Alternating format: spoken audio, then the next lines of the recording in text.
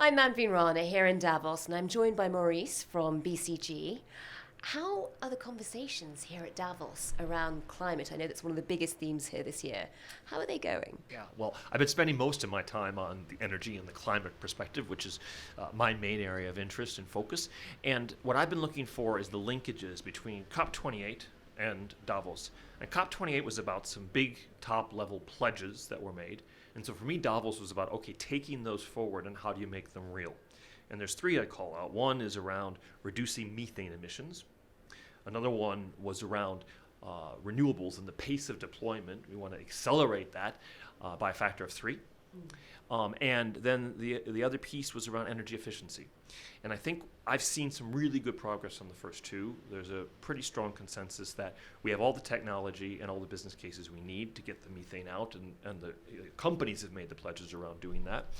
Around the renewables piece, it's ambitious, but we know, I think we can do it as well, and we've seen some really good progress already.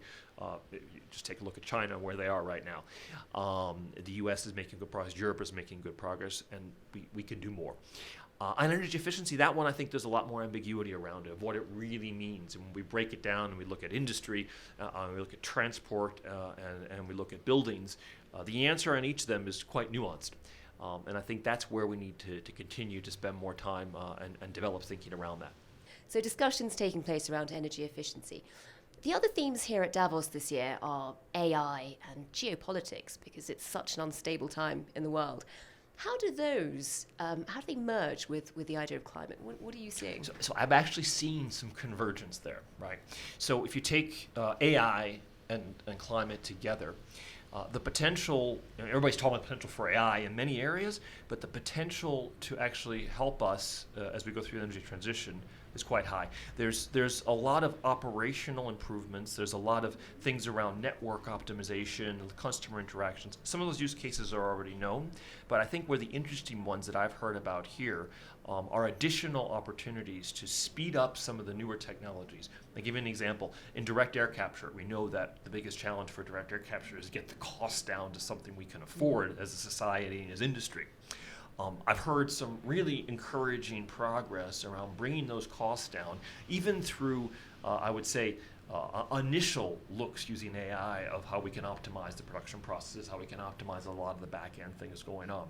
So those two I see coming together in quite a positive and synergetic way.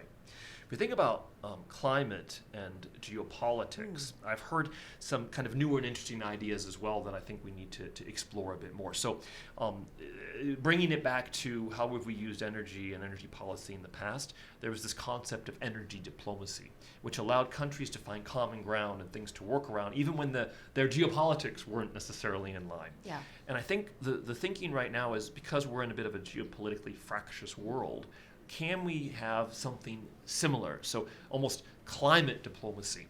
And where can we get that? Where can we find common ground around standards, around technologies, around learnings and sharing that all countries are interested in, regardless of what geopolitical beliefs or dispositions they have. Climate becomes the thing they rally around. And it potentially even helps them build bridges in other areas, but let's start there for now. And in terms of climate, I mean, how is it playing out, particularly in Europe? What needs to happen? Well, I mean, Europe is an area of the world where I think is doing a lot of the right things already. They've got a policy structure in place. They've set goals they're trying to meet. So I see this, as it comes to Europe, as an accelerator. Right.